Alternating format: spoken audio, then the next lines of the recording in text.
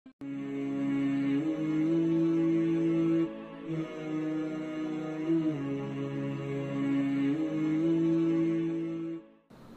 বিল্লাহি মিনাশ শাইতানির রাজীম। বিসমিল্লাহির রহমানির রহিম। আমার প্রিয় দর্শক ও শ্রোতাবৃন্দ, আসসালামু আলাইকুম ওয়া রাহমাতুল্লাহি ওয়া বারাকাতুহু। আজ পবিত্র রমজান মাসের 9 তারিখ। সুতরাং সর্বপ্রথম আমি আজকের দিনের দোয়া পড়ব ও তার তর্জমা করব। তারপরে আজকের রাত্রে কত রেখাত নামাজ পড়তে হবে সেটা বলবো। আর অবশেষে ইসলামিক ইভেন্টস মানে ইতিহাসে আজকের দিনে কি ঘটনা ঘটেছিল সেটা আপনাদের সামনে তুলে ধরব। তো আসুন সর্বপ্রথম আজকের দিনের দোয়া পড়ি ও তার ব্যাখ্যা করি। বিসমিল্লাহির রহমানির রহিম। আল্লাহুম্মা ইজআল লি ফীহি নসীবাম মিন রাহমাতিকাল ওয়াসিআ ওয়াহদিনি ফীহি লিবারাহিনিকা সাতিআ ওয়া খুয বিনাসিয়াতি ইলা মারাদাতিকাল জামিআ বিমুহাব্বাতিকা ইয়া আমালাল মুশতাকিন। হে আমার প্রতিপালক আল্লাহ রাব্বুল আলামিন, আজকে আমার নসিবে আপনার ওয়াসে রহমতকে লিখে দিন। আপনি নিজের রহমতের যে বৃদ্ধি করে রেখেছেন সেই রহমতের বৃদ্ধি যেন আমাকেও শামিল করে নেয়, আমাকেও শরিক করে নেয়। আজ আপনার এই বৃদ্ধি রহমতের ছায়ায় যেন আমিও এসে যাই, বা আপনার রহমতের বর্ষণ যেন আমার উপরেও হয়। আল্লাহুম্মা ইজআল লি ফীহি নসীবাম মিন রাহমাতিকাল ওয়াসিআ, আপনার ওসি রহমত আমার নসিবে লিখে দিন। ওয়াহদিনি ফীহি লিবারাহিনিকা সাতিআ, আর আপনি যে সমস্ত প্রমাণ বা দলিল দিয়েছেন আপনার মারেফাতের জন্যে, হকিকতকে জানার জন্যে, শরীয়তকে জানার জন্যে, তরিকতকে জানার জন্যে, আল্লাহ রাব্বুল আলামিন আমাকে সেই দিকে হেদায়েত দান করুন। আমি যেন সঠিক দলিল ও প্রমাণসহ আপনার মারেফাত অর্জন করতে পারি, আপনার নবীর মারেফাত অর্জন করতে পারি, আপনার হুজ্জতের মারেফাত অর্জন করতে পারি, যেটা আমাদেরকে প্রতি জুম্মার দিনের দোয়ায় পড়তে বলা হয়েছে।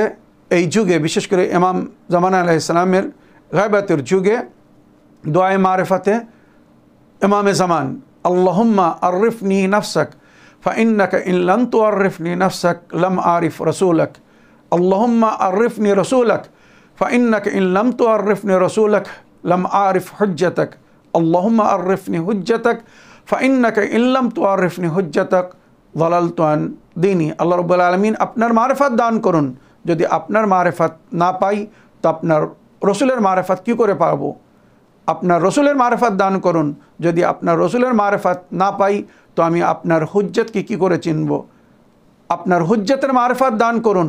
যদি আমি আপনার হুজ্জতের মারেফাত না পাই তো আমি পথভ্রষ্ট হয়ে যাব।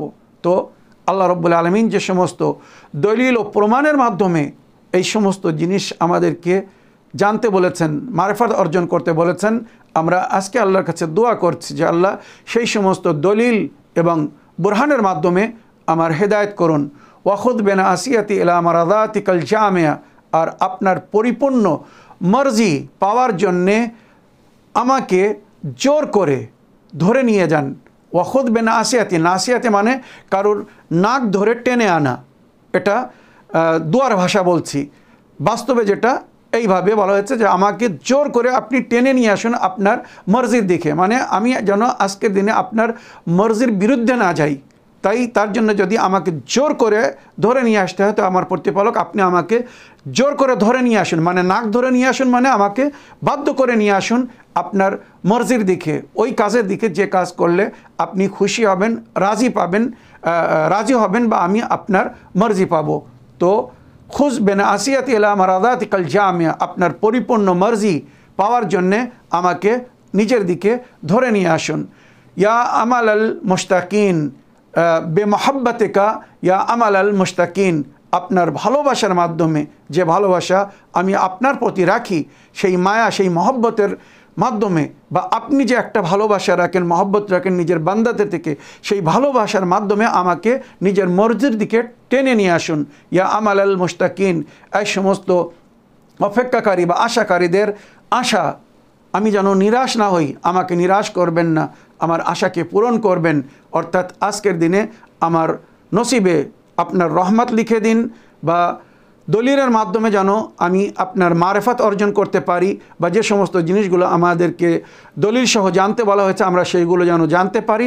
আর আপনার মর্জি পাওয়ার জন্যে আমাকে জোর করে আপনার দিকে নিয়ে আসুন, যেভাবে আমি আপনার নিকটতম হতে পারবো, বা আপনার মর্জির মানে ভালোবাসার পাত্র হতে পারবো। আপনি আমার থেকে রাজি হবেন, আমাকে সেই পথের দিকে আজ নিয়ে যান। আপনার কাছে এটাই আমরা আজ আশা করছি। আশা করি আল্লাহ রাব্বুল আলামিন তার দরবারে আমাদের দোয়া কবুল করবেন, আর এই সমস্ত নেক তৌফিকাত আমাদেরকে দান করবেন। আমিন ইয়া রাব্বাল আলামিন। এবারে আজ 10 রমজানের রাত, নবম রমজানের দিনগত রাত, 10ই রমজানের রাত।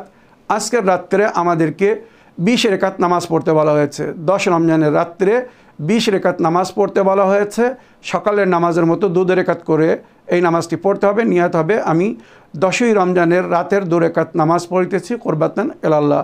প্রতি রেকাতে সূরা আলহাম পড়ার পরে 30 বার সূরা তাওহীদ পড়তে হবে। মনে রাখবেন, প্রতি রেকাতে সূরা আলহাম 1 বার আর 30 বার সূরা তাওহীদ কুল আল্লাহু আহাদ। নামাজের শেষে তাসবিহ জাহরা সালামুল্লাহ আলাইহা পড়বেন। তারপরে রাতের যে দোয়াগুলো পড়তে বলা হয়েছে ওই দোয়া পড়ে আল্লাহর কাছে দোয়া করবেন, আপনদের জন্যে, আত্মীয় স্বজনদের জন্যে, বা যারা যারা দোয়ার জন্যে আশা করেছে, আবেদন করেছে, তাদের সকলের জন্যে দোয়া করবেন, এবং আমাকেও আপনারা দোয়াতে স্মরণে রাখবেন। এবারে আজকের দিনের ইসলামিক ইভেন্টস। ইতিহাসে বলা হয়েছে আজকের দিনে মানে রমজান মাসের 9 তারিখে জনাবে ইয়াহিয়া ইবনে জাকারিয়া নবী আলাইহিস সালামের শুভ জন্মদিবস। উনি জন্মগ্রহণ করেছিলেন জামেল উমাবিতে, যাকে বর্তমান সিরিয়ায় এজিদের দরবার। ওই দরবার কিন্তু আগে চার্চ ছিল, মানে আজ থেকে প্রায় 2500 বছর আগে ওটা কিন্তু চার্চ ছিল। তারপরে যখন মুসলমানেরা বেলাদুস শামে ফাতেহাব হলো, মানে জয়লাভ করলো, তখন ওই চার্চ তাদের হাতে আসলো, আর সেটাকে পরে মসজিদে পরিবর্তন করা হয়েছিল। আর ওই মসজিদকে এজিদ নিজের দরবার তৈরি করেছিল। আর আজও কিন্তু ওই জামেল উমাবি নামে বিখ্যাত, যার মধ্যে এজিদের দরবার সাজানো আছে, বা যেখানে এজিদ বসতো, যেখানে রহস্য করত, অনেক কিছু সেখানে দেখার আছে, জানার আছে। আর কারবালার ঘটনার পরে, মানে মহরমের 10 তারিখের মর্মাহত ঘটনার পরে আলে রসুলকে কয়েদি করে, বন্দি করে ওই যে এজিদের দরবার নিয়ে যাওয়া হয়েছিল, তো সেখানে যে কি হয়েছিল সে সব কিছু স্মৃতি দেখার আছে। তো ওই জামিয়াল উমাবিতে জনাবে ইয়াহিয়া ইবনে জাকারিয়া নবী জন্মগ্রহণ করেছিলেন। ওনাকে যে কুয়া থেকে পানি বাহির করে সর্বপ্রথম বাচ্চাকে যে স্নান করাতে হয়, সেই কুয়া ওই মসজিদের ভিতরে। আর কারবালার ঘটনার পরে যদি কেউ আহলে বায়াতের ভালোবাসার প্রকাশ করত, তো এজিদ বা এজিদিদের তরফ থেকে তাকে শিরচ্ছেদ করে, মানে তার মাথা কেটে ওই কুয়ার মধ্যে ফেলে দেওয়া হতো। এত জঘন্য কাজ তারা করেছে। তো ওই কুয়াটা এখন বন্ধ করে দেওয়া হয়েছে। আর ওই জামেল উমাবির ভিতরে জানাবে ইয়াহিয়া ইবনে জাকারিয়া নবীর কবর আছে। উনি ওখানে জন্মগ্রহণ করেছিলেন, ওখানেই বসবাস করতেন। মাঝখানে উনি ফিলিস্তিনে গিয়েছিলেন, পরে আবার ওখানে এসেছিলেন, আর জালিম বাদশাহ ওখানেই ওনাকে শহীদ করে দিয়েছিল। মনে রাখবেন, ইসলামে 2টি এমন বাচ্চার জিকির হয়েছে যারা 8 মাসে জন্মগ্রহণ করেছে। 7 মাসে বা 6 মাসে জন্মগ্রহণ করলে বাচ্চা বেঁচে যায়, 9ম মাসে বা 10ম মাসে জন্মগ্রহণ করলে বাচ্চা বেঁচে যায়। যেটা ডাক্তাররা বলে বা মেডিকেল সায়েন্সে বলা হয়েছে, যে বাচ্চারা 8 মাসে জন্মগ্রহণ করে, সাধারণতম 9 মাস জন্মের মাস বলা হয়, তার 1 মাস আগে যদি বাচ্চা জন্মগ্রহণ করে, তো ওই সমস্ত বাচ্চাদের বাঁচার সম্ভাবনা খুব কম রয়ে যায়। মনে রাখবেন। তো ইতিহাসে লেখা হয়েছে জনাবে ইয়াহিয়া নবী এবং ইমাম হোসেন আলাইহিস সালাম, এনারা উভয়ই 8 মাসে জন্মগ্রহণ করেছিলেন, কিন্তু আল্লাহর ওলি ছিলেন। আল্লাহ এনাদের জীবনের রক্ষা করেছিলেন। বা কিছু রাওয়ায়াতে লেখা হয়েছে উভয়ই 6 মাস বয়সে জন্মগ্রহণ করেছিলেন, জানাবে ইয়াহিয়া ইবনে জাকারিয়া নবী এবং ইমাম হোসেন আলাইহিস সালাম। আর ওনাদের জীবনে অনেক কিছু মানে সিমিলার ছিল। যেমন জনাবে ইয়াহিয়া নবীকে যখন শহীদ করা হয়েছিল তো রক্তের বৃষ্টিপাত হয়েছিল। ওইরূপ ইমাম হোসেন আলাইহিস সালামকে যখন আশুরার দিন কারবালায় শহীদ করা হয়েছিল তো রক্তের বৃষ্টিপাত হয়েছিল। বাইতুল মাকদিসে যে পাথরকে তোলা হতো সেই পাথরের নিচে থেকে তাজা রক্ত বাইর হতো।